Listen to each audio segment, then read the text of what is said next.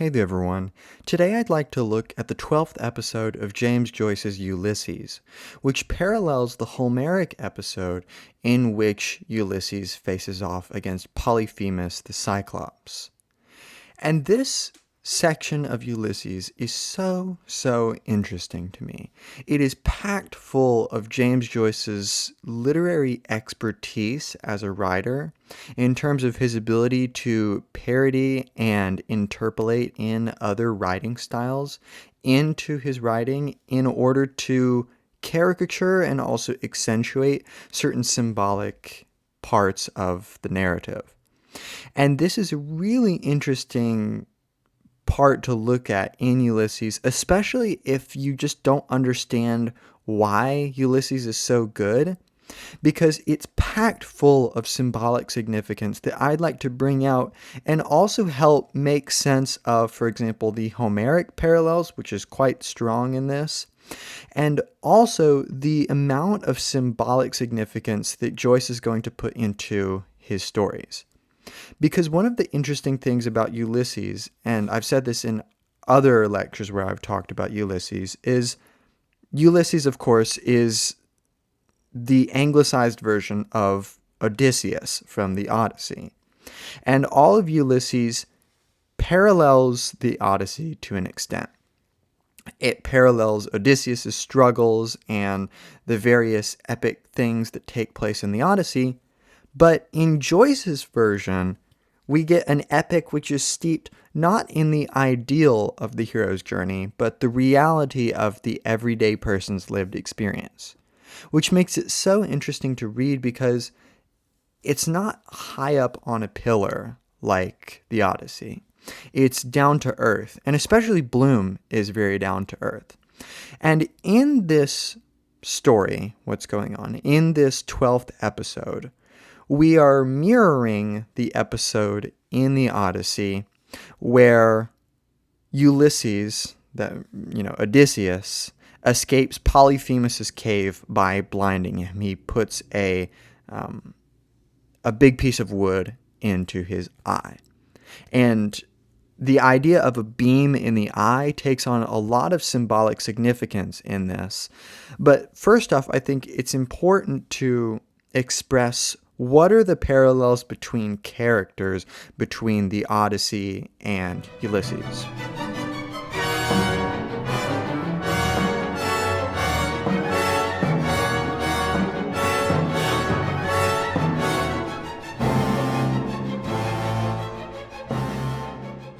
So, in this 12th episode, the Cyclops is the citizen. And one of the interesting things about this episode that sets it apart is Ulysses is split into three parts, with the first three episodes being from Stephen's perspective, the next 12 from Leopold Bloom's perspective, with the exception of this 12th Cyclops episode, and then the last three by Molly Bloom's perspective. And this one is interesting because the narrator is anonymous. It's an I. For example, line 20, I, says I, a bit off the top, an old plumber named Gertie, etc. So I is the narrator's perspective. So we get this strange ambiguity where we get to see Bloom from the outside. We've been seeing Bloom from the perspective of kind of his own interior monologue throughout and the different stuff that kind of hits him. But one of the interesting aspects of Leopold Bloom as a character is that he's an outsider. And he's not an outsider in the sense of he's destined to come back to he's destined to go on the hero's journey and come back hero. No. He doesn't really have that kind of recourse. He's just an everyday dude living his everyday life. And Leopold Bloom is a Hungarian Jew. He's ethnically Jewish, but he's not religiously Jewish. He does want to purchase land in Palestine. We get that pretty early on in Bloom's section. He identifies as Irish, but he's not very nationalistic. He's not very religious. He kind of has the tacit scientific mentality that all modern people have today. We have the ability to think, for example, why do black clothes get hotter? That's a common little kind of mystery that recurs throughout Bloom's monologues. And if you read these sections where Bloom will think about something about death, something about why do clothes get hot, something about the transubstantiation, all this random stuff, he'll kind of fudge the details a little bit in the way that any normal person would fudge the details when they think of something scientific. Most of us aren't hardcore scientists, but we have this sort of scientific mentality of approaching problems, of even thinking about things in a literally scientific manner and kind of going through the scientific process. So Bloom's a very approachable character, but because he's a Jew, he's an outsider. And this is something that gets picked on throughout, and there's a lot of anti-Semitism being volleyed at Bloom in this episode, which really accentuates Bloom's character as an outsider. And that's actually really important, because that idea of being an outsider takes on a lot in this episode. And we have a dualism that kind of is one of the biggest in it, which is that we have Bloom versus the Cyclops, right? We have Odysseus versus the Cyclops, Ulysses versus the Cyclops. And the Cyclops here is the citizen. The citizen is one of the characters, and we could, I'm still not really sure if the citizen is supposed to be like a broader caricature about Irish society in general, of Irish distaste towards Jews, this kind of underlying anti-Semitism that was rampant throughout Europe and even beyond Europe, but it was very concentrated in Europe at this time. But the citizen is Polyphemus. He has this one-eyed mentality about him. And if we think about what it means to be one-eyed, if you have two eyes, you have depth perception, you have a wider field of vision. But if you're one-eyed, you're nearsighted, right? In the very literal sense, you have a decreased field of view. It's kind of, you're in a crude, dogmatic way of thinking. So the citizen, he's arrogant, he's cruel, he's stupid, he views others as stupid too, which is kind of one of the ironies of his characters. Polyphemus has this really gigantic stature, for example, and this is reflected in a passage that I'll go to in a moment that really accentuates the citizen's kind of grossly inflated internal image of his stature and also his very literal stature, which is just exaggerated to the extreme. And that's kind of the point. And the episode itself is soaked in this sense of enormity.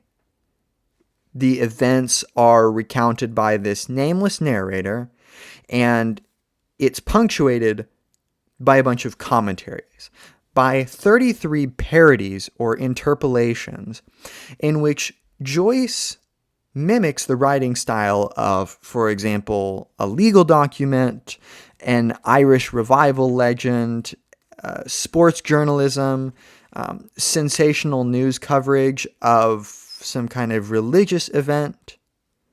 And these parodies may seem out of place at first because they come at you so suddenly. You've got these kind of interactions that are occurring, these dialectics between these main characters of Joe, the anonymous narrator, the citizen, and Bloom. Those are kind of the main ones, and you've got ones that come in and out. But these parodies just break everything off so quickly. It was really startling for me at first in terms of trying to figure out what they do.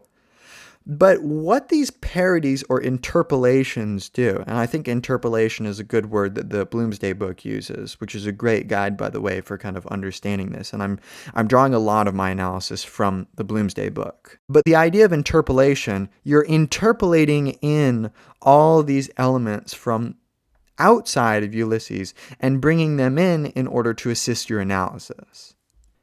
And the purpose of these interpolations is actually quite important because what it does is it not only serves as transition material that kind of flexes Joyce's like encyclopedic understanding of the English language and the various styles and various idioms and dialects of the English language, but it also serves to ruminate on either what comes before or after in a way that is going to parody or caricature it. So maybe there's some sort of conversation going on, and Joyce wants to emphasize the comedic nature of that. then maybe he'll turn it into a sensationalistic journalist account of some event that is loosely connected to the dialogue that's already been going on. And the characters that have been engaged in dialogue turn into like the Pope, or they turn into Shakespeare, or they turn into all these weird characters where we're almost like daydreaming here. So that's a really interesting aspect, which of course, if you know anything about like Finnegan's Wake, Joyce loves to play with the idea of dreams and what that means for the way that we understand the world. But we've got this large dualism going on where we have the gentle, pacifistic, that's an important part, and charitable Leopold Bloom. And he is opposed to this barbaric, bigoted, aggressively nationalistic citizen, which is, of course, the Cyclops. He has a one-eyed approach to reality. And that's one of the things that's really interesting about this episode, is it really showcases Joyce's historical situation being brought out in the text. And around the time that Joyce is writing this in the early 20th century, Irish republicanism and nationalism is becoming increasingly popular, and there's becoming increasing tensions against Britain and against loyalists in the north of Ireland, which that's still kind of a situation that we're trying to struggle with, unfortunately. But Joyce is finding himself in this situation where to be a Dubliner, you're almost assumed to be Catholic and Republican. So there's this constant talk of the revival of the Irish language and of Irish culture, and this kind of gets caricatured in the form of the citizen, where he is going to interpolate into Irish history, for example, a bunch of stuff that's not actually Irish history. And of course, this is taken to the extreme because Joyce is sympathetic to being freed from colonial rule. Now, Bloom is going to mention, for example, at one point that this doesn't make the British, for example, inherently bad, because the Irish would probably do the same thing if they were in Britain's situation, which is, this is that sort of empathy for colonialism that is still accepting the harms of colonialism without placing some sort of inherent value judgment against a race or culture or people or society, which I think is really hard to get nowadays. And it really showcases Bloom's isolation as a character. One of these initial interpolations I want to look at is the fourth one, and it's a sort of kind of like Irish revival legend going on here, and it's describing the citizen, and it goes on to describe his nationalism. But the way his stature is portrayed is one of the more famous passages in Ulysses. The figure seated on a large boulder at the foot of a round tower was that of a broad-shouldered, deep-chested, strong-limbed, frank-eyed, red-haired, freely freckled, shaggy-bearded, wide-mouthed, large-nosed, long-headed, deep-voiced, bark-kneed, brawny-handed, hairy-legged, ruggy-faced, side-warmed hero.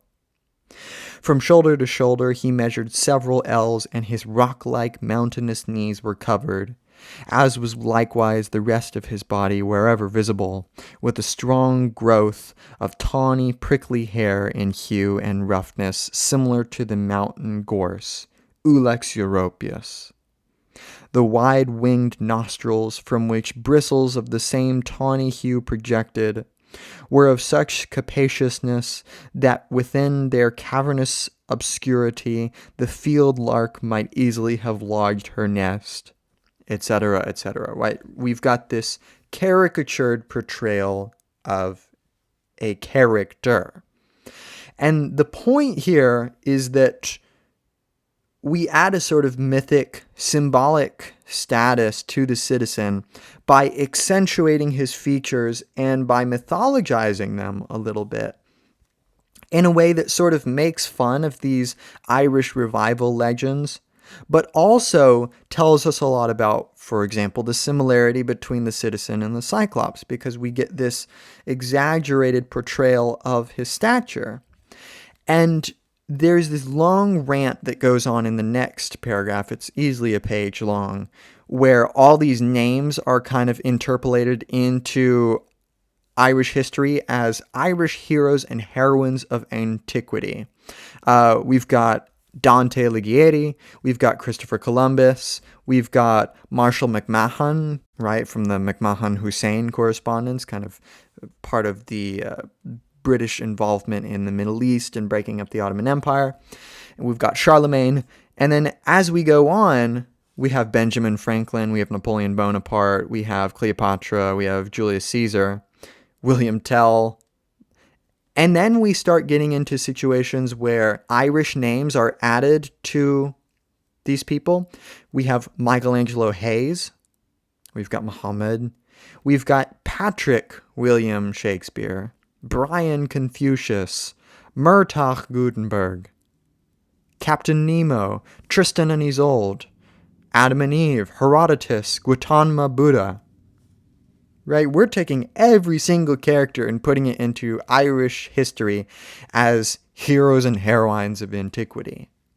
And what Joyce is doing here is he's making a real societal statement about the kind of stuff that, for example, Irish nationalists are willing to do to uphold and inflate the history of Ireland and its character.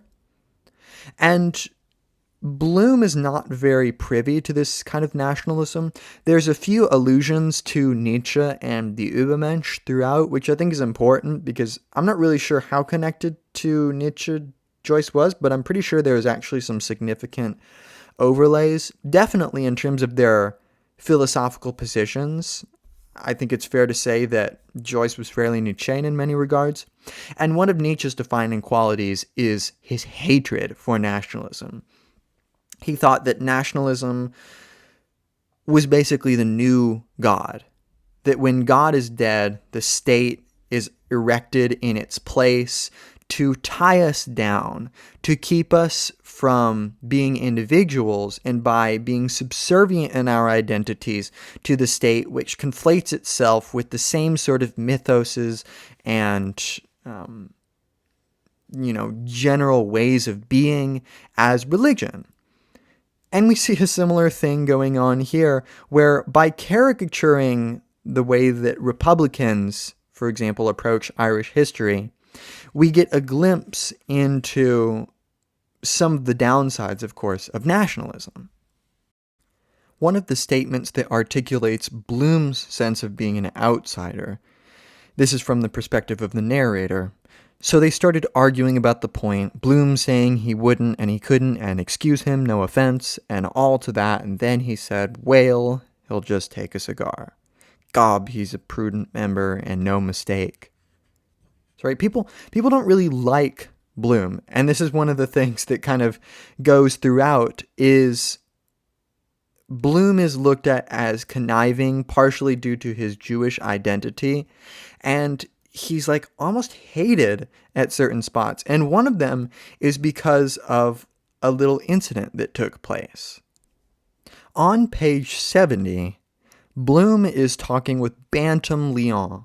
I think that's how you say his name. And there's a little mix-up that happens where Bloom gives Leon his newspaper. And Leon is asking what to bet on the Gold Cup, which is a horse race. And Bloom says that he can keep the newspaper. And he then says, I was just going to throw it away, Mr. Bloom said. Bantam Leon raised his eyes suddenly and leered weakly. What's that? His sharp voice said. I said you can keep it, Mr. Bloom answered. I was going to throw it away that moment.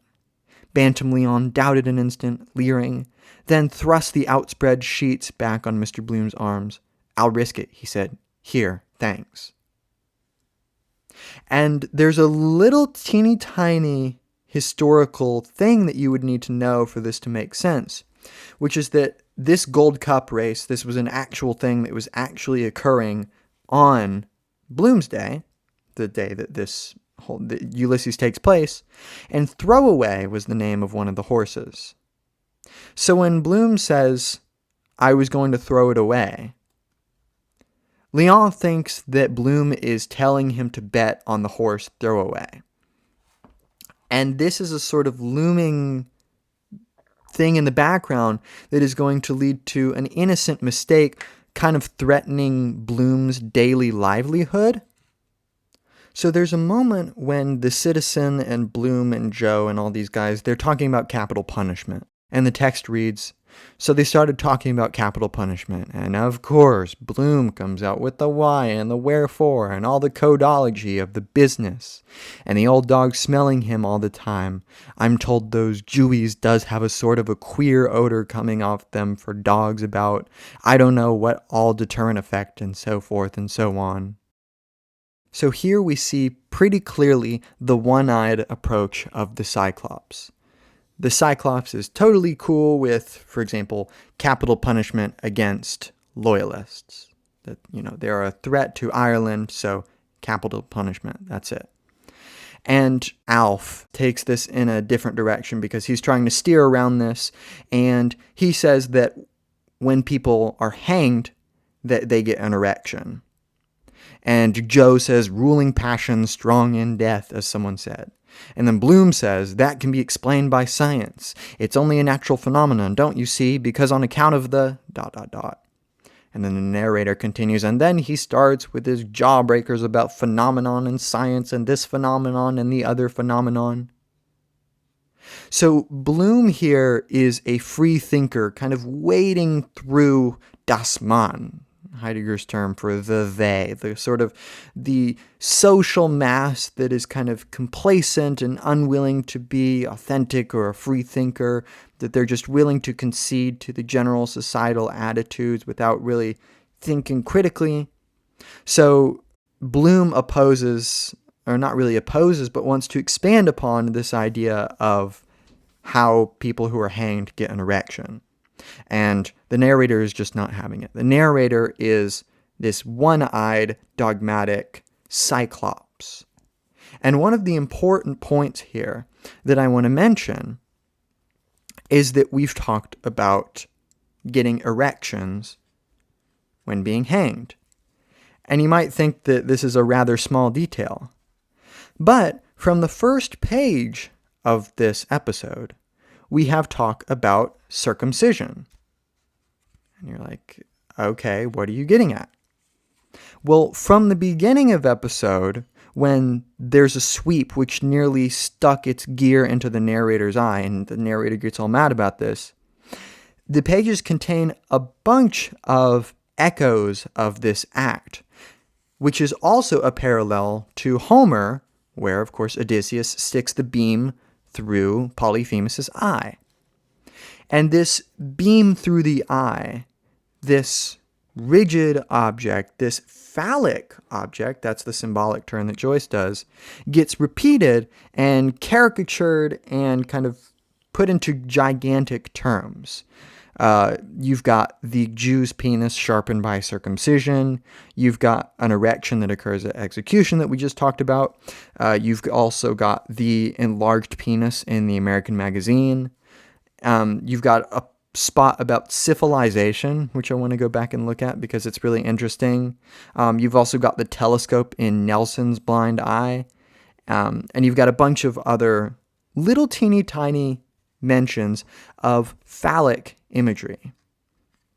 And this is really important. This is a thing that Joyce does a lot, is he's going to pump full daily life with symbolic significance that might not actually be there in real life, but Joyce's point is to take us into a literary atmosphere where we're able to take the risks as an interpreter to bring out all these threads and put them together and see, for example, how the Homeric parallels kind of resonate throughout this whole story, where you have Odysseus' act of putting the beam through Polyphemus' eye put into phallic imagery and echoed throughout. And you might be like, okay, well, why is he doing that? Is he just being crass for crass's sake? Well, no. At this point in the story, Bloom has finished his kind of part of the height of his emotional turmoil of thinking about Blazes Boylan, this kind of hotshot, going to have an affair with his wife, Molly Bloom. And he's been in so much anguish about this, that this is still in the back of his mind. And we're kind of getting later in the day, and he thinks that this act has passed at this point. But that act still echoes throughout Bloom's subconscious, and indeed through the narrative's subconscious as a whole, through the unconscious, I guess. And we get it bubbling up in all this imagery. So we, as the reader, kind of get to take along some of the symbolic significance about previous events that have happened during the day and carry them forth with us, which I think is really interesting. Now, as we move into the narrative, we see that outsiders become an object of concern. The 19th interpolation is in the style of sports journalism, and it's talking about a boxing match.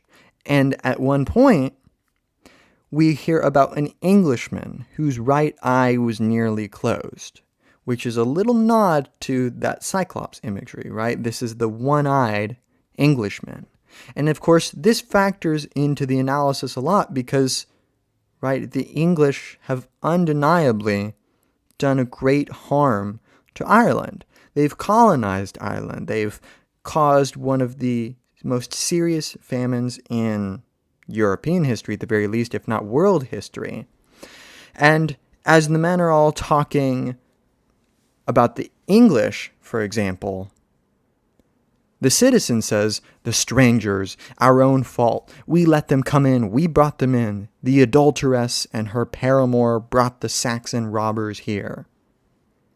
So, right, we've got some, like, typical xenophobia, and that last line, this idea that, like, for example, sin brings on hardship on a sinning country. That, oh, all the adulterers here in Ireland, we brought on this curse. The citizen talks about a dishonored wife. That's what's the cause of all of our misfortunes. This is both a general, once again, that idea of like sin bringing on a curse against a country, but also the dishonored wife is Molly. And Bloom stays silent as a result of this because he's kind of thinking about Molly and thinking about, like, has this all been brought on Bloom by leaving Molly to her own devices? You know, what is he to make of this? And, for example, the citizen says, "To hell with the bloody, brutal Sassenachs and their patois." And Bloom tries to back up the opposing side with some moderation and talks about the British colonies and their civilization. And the citizen says, "Their syphilization, you mean?" Referring to syphilis there, which is, you know, it's quite comical. I mean, it's a funny line. I laughed at it when I saw it. So Bloom is at least a little bit sympathetic to Britain in this idea of civilization, and the citizen is very one-eyed here. He's xenophobic, but kind of funny, you know, in a weird way, because I think it is at least a little bit okay to make fun of your colonizer. I think it's at least a little bit justified. But then the citizen takes this to the extreme, almost like the English do when they talk about their colonies, and says, "No music, no art, and no literature worthy of the name. Any civilization they have, they stole from us, tongue-tied sons of bastards' ghosts." And there's a sort of staunch Irish opposition to the English, which is this one-eyed, dogmatic nationalism, the likes of which Nietzsche would hate, for example. And in response to this, John Wise says, "Full many a flower is born to blush unseen." And this is really interesting because, of course, one of Bloom's names, one of his alter egos that he uses to talk with Martha over letters, is Henry Flower. So there's sort of an implicit understanding that Bloom's situation is a little tenuous. Whether or not he is born to blush is unclear, or whether or not it will be recognized, at least, because that's part of Bloom's problem. Is he doesn't experience recognition. He does a lot of work. He sits through a lot of stuff he doesn't really want to sit through. He's very kind and kind of sits back, and he's an outsider. And nevertheless, he's opposed by this barbaric sort of nationalism, for example. At least that's the sort of Polyphemian implication. This is the 23rd interpolation. He said, and then lifted he in his rude, great, brawny strength hands the mentor of dark, strong, foamy ale, and uttering his tribal slogan, Lam der Rabu, he drank to the undoing of his foes, a race of mighty, valorous heroes, ruler of the waves, who sit on thrones of alabaster, silent as the deathless gods. So obviously this is caricaturing the medieval romance and also the high classical Irish legends. And the narrator responds to Lanahan, and he says that you look like a fellow that had lost a bob and found a tanner. And Lanahan responds, the gold cup. And he asks who won. Throwaway, says he, that being Lanahan, at 20-1, a rank outsider, and the rest nowhere. Boylan plunged 2 quid on my tip, scepter for himself and a lady friend. 20-1, says Lanahan, such is life in an outhouse. Throwaway, says he, takes the biscuit, and talking about bunions. Frailty, thy name is scepter. And later on down, we get some people, says Bloom, can see the mote in others' eyes, but they can't see the beam in their own. And this page, this is page 267 of the Gabler edition, is one of the most important sections, at least in all of the Cyclops episode, if not all of Ulysses. So Lanahan here is bringing news that Throwaway has won the gold cup. And Boylan and his lady friend, presumably Molly, back Scepter. Now, Scepter obviously has phallic connotations. And Scepter is, by the way, the name of an actual horse that was in the gold cup with Throwaway. And we really do have, this is Joyce's genius here, is he takes these real horses and he's able to connect them to this fictional set of characters. We have Blaze as Boylan, which is Scepter, and we have Leopold Bloom, who is Throwaway. And this articulates their characters on so many different levels very well. Boylan is the Scepter. He's cutting, he's flirtatious, he cuts into Bloom's house. And then Bloom is the throwaway. He's the social throwaway. He's the ethnic throwaway because he kind of doesn't really feel like he has a home sometimes. He's not really loved in Ireland per se. So this all contributes to a lot of symbolic overtones. The gold cup, for example, is kind of like a chalice. This is symbolic of refreshment, of femininity too, of the womb, of birth, and of life. And of course the question is, who is going to win the gold cup? Who is going to win life? Who is going to take the biscuit, for example? And Bloom, for example, threw away the Elijah's Coming paper, and he threw it into the River Liffey. And this is a sort of prophetic pronouncement that goes down the river and is going to accompany Bloom throughout the entirety of the narrative. He also throws away the raising tip, like I mentioned earlier. Bloom himself, as I said, is an outsider. He's rebuffed by the Dubliners. He's a throwaway to society. He's sexually discarded by Molly, so he's a sort of household throwaway as well. And the Dubliners, and this is sort of his Jesus/Moses/Abraham connections, is that Bloom has a prophetic voice. That's part of his character. Jesus is present in Bloom's voice. Elijah is present in Bloom's voice with his tolerance, with his charity. And, of course, he does win in the end, even with Molly, while Boylan, flourishing with his scepter, right, is left in the cart. And the frailty thy name is scepter, that's very true. Bloom takes the biscuit. He is not the frail scepter, which is Boylan, the fleeting sexual encounter, right, between Boylan and Molly. He takes the biscuit, probably because He's able to see the beam in other people's eye, which is fervent nationalism. There's nothing necessarily wrong with nationalism as such, because Boylan, or not Boylan, but Bloom identifies himself as Irish. But it's not like this fervent nationalism where he is only insofar as his nation is winning. He kind of mirrors and echoes, of course, the idea of the beam in the eye is Odysseus' beam in Polyphemus' eye, but it's also Jesus' phrase. And this is one of an interesting, kind of slightly problematic in nature, because like Joyce, for example, uses the N-word sometimes in his writing, which makes me a little uncomfortable. And there's this section where the narrator is looking through a paper and sees Black Beast burned in Omaha, Georgia. And this, of course, has parallels to Bloom, because Bloom is a dark horse throwaway, right? Just like, for example, Black people are a sort of dark horse in society at this time with lynchings and whatnot. And the narrator, even in talking about Bloom, says, "God, they ought to drown him in the sea after and electrocute and crucify him to make sure of their job."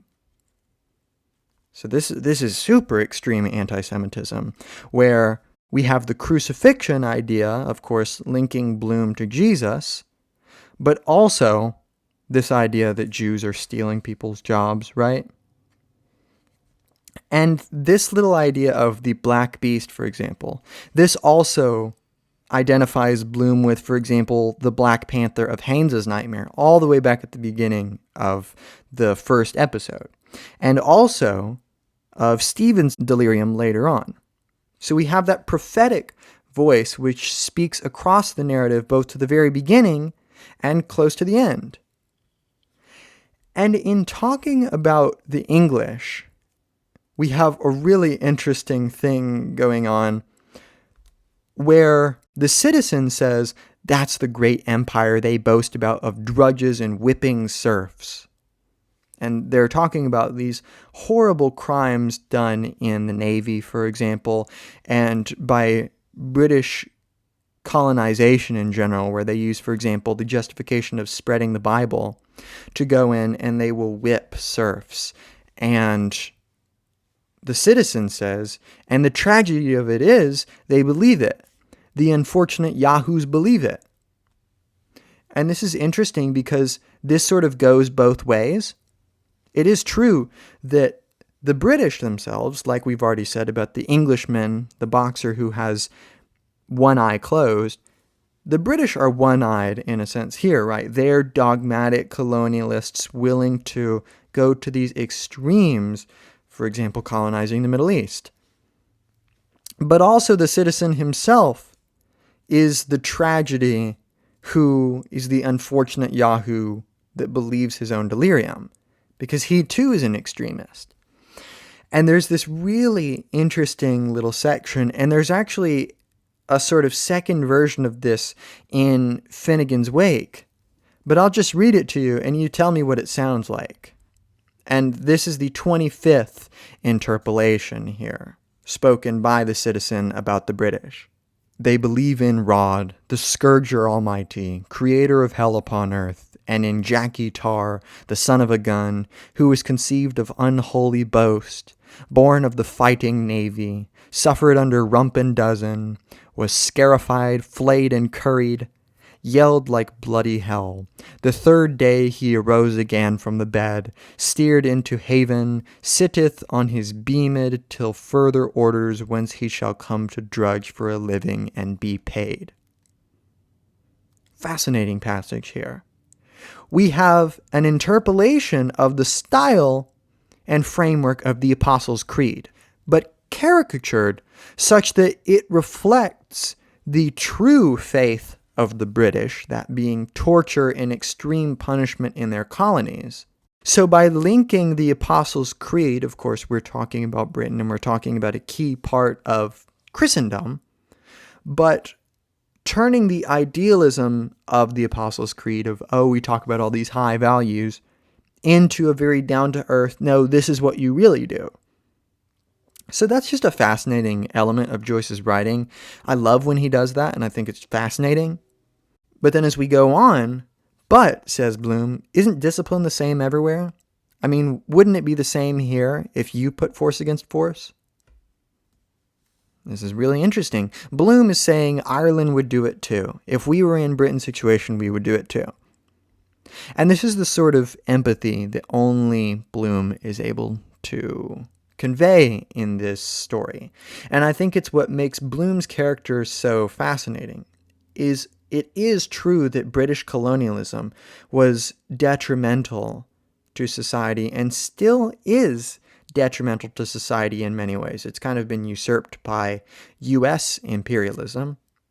But nevertheless, Bloom is able to have the conscientiousness to realize that this doesn't have anything to do with racial opposition. And in fact, painting with too broad of a brush and saying that this is the British's fault as such is, of course, like most modern British, like moderate British people have nothing to do with British colonialism.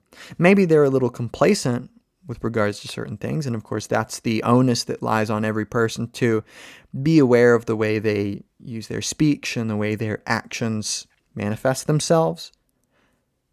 But Bloom is able to recognize that when we paint with a broad brush nationalism against nationalism, we sort of bake into the opponent's character that there's this sort of fundamental, like, almost racial element of, oh, those ugly British people are just, like, inherently savage, which is very pernicious.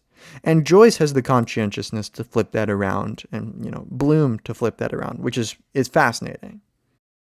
Now, on this same note, John Wyse says, "We fought for the royal Stuarts that reneged us against the Williamites, and they betrayed us.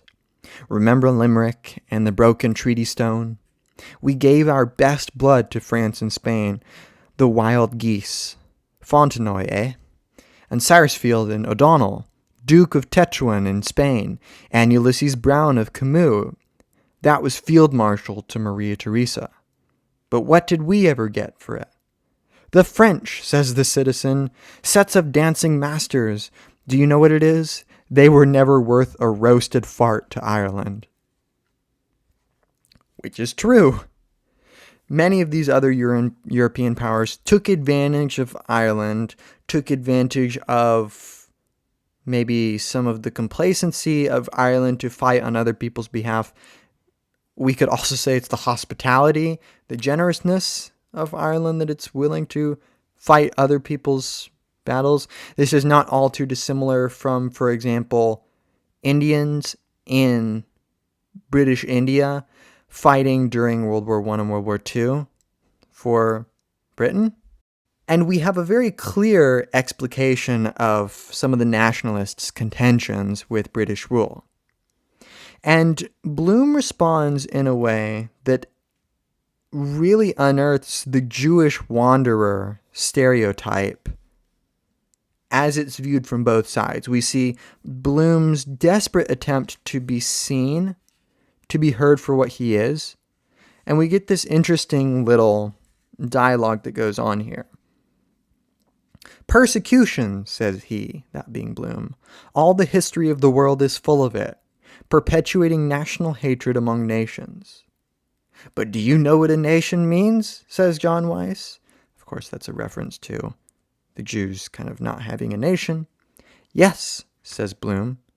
"What is that?" says John Wyse. "A nation," says Bloom. "A nation is the same people living in the same place." "By God, then," says Ned, laughing, "if that's so, I'm a nation, for I'm living in the same place for the past 5 years. So, of course, everyone had to laugh at Bloom, and says he, trying to muck out of it, "Or also living in different places." "That covers my case," says Joe. "What is your nation, if I may ask?" says the citizen. "Ireland," says Bloom. "I was born here. Ireland." And what does the citizen do as a result? He spits. And Joe even gives him his handkerchief.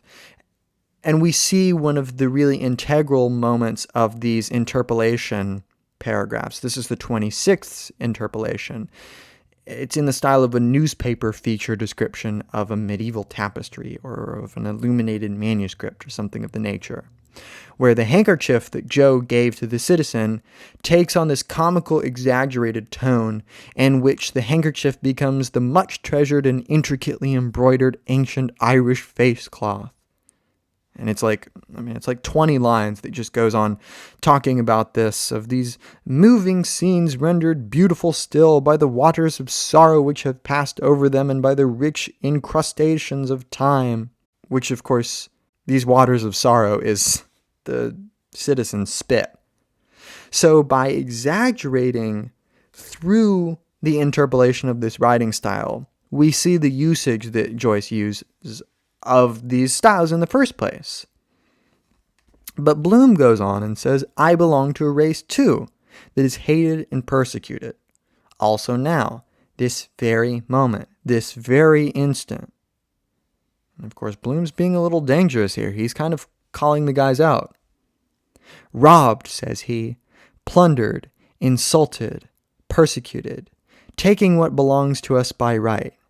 At this very moment, says he, putting up his fist, sold by auction in Morocco like slaves or cattle. Are you talking about the New Jerusalem, says the citizen.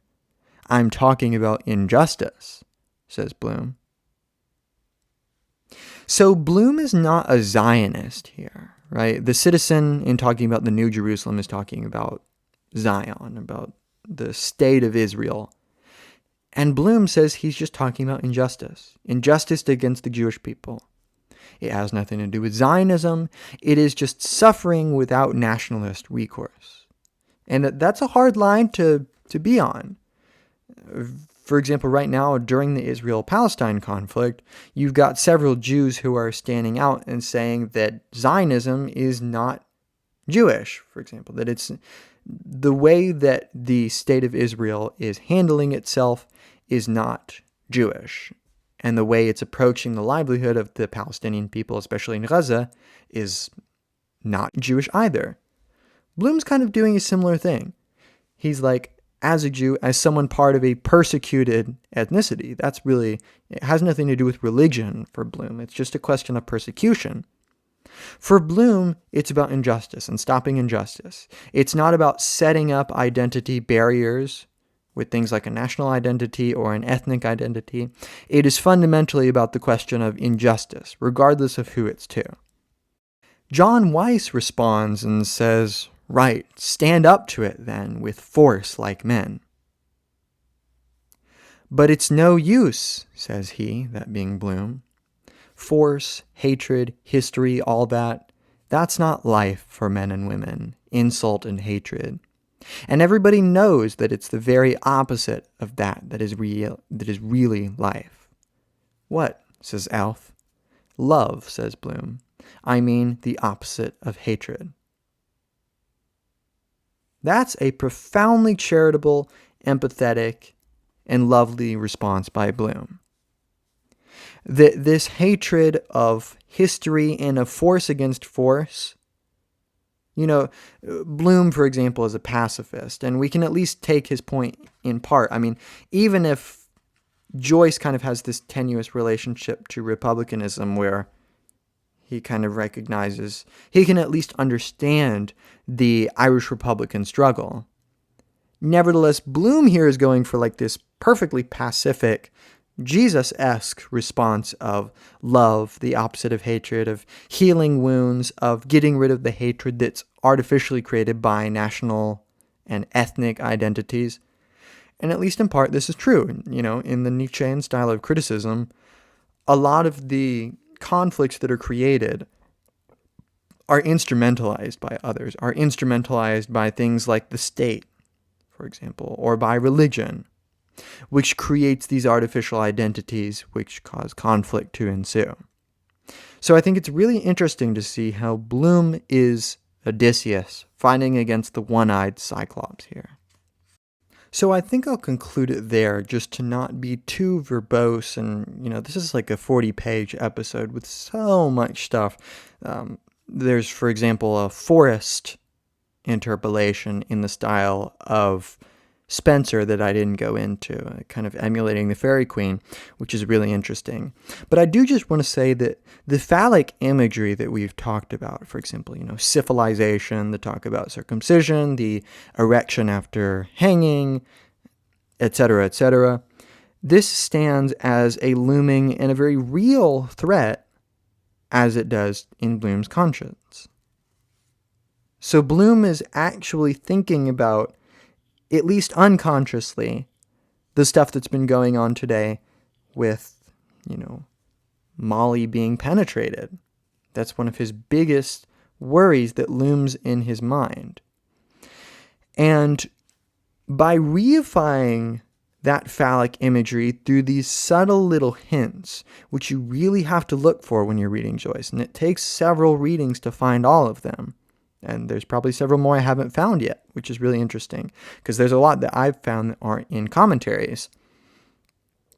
This is a way of presenting a real threat through symbolic interpolations in a way that is able to account for the magnitude that it is experienced in Bloom's mind. This is not always an active, conscious thing that he's thinking about, but it's always sort of bubbling beneath the surface. And Joyce is able to do this incredible balancing act where he can deliver to us Bloom's thoughts through the inclusion of symbolic imagery. And I think this is a really interesting episode that you should read from Ulysses. It helps to have a lot of the background and actually have read all this other stuff in Ulysses. But theoretically, you could read it on its own and just enjoy it. There are better ones to enjoy. For example, Nausicaa, the next one, episode 13. That one you don't really need that much context to understand. But I hope this has been interesting in terms of understanding Joyce's genius. This may not be everyone's cup of tea, but I think it's very, very interesting to just go really, really deep into this text. That being said, check out any of my other lectures that I've done on postmodernism, German idealism, gender theory, other literature. Become a channel member for $5 a month and gain access to, among other things, a private philosophy Zoom, which you can tailor to your needs. I also have super thanks that you can do in the comments as a way to donate if that suits your fancy, but no pressure. That's it for this lecture, and I'll see you in another one.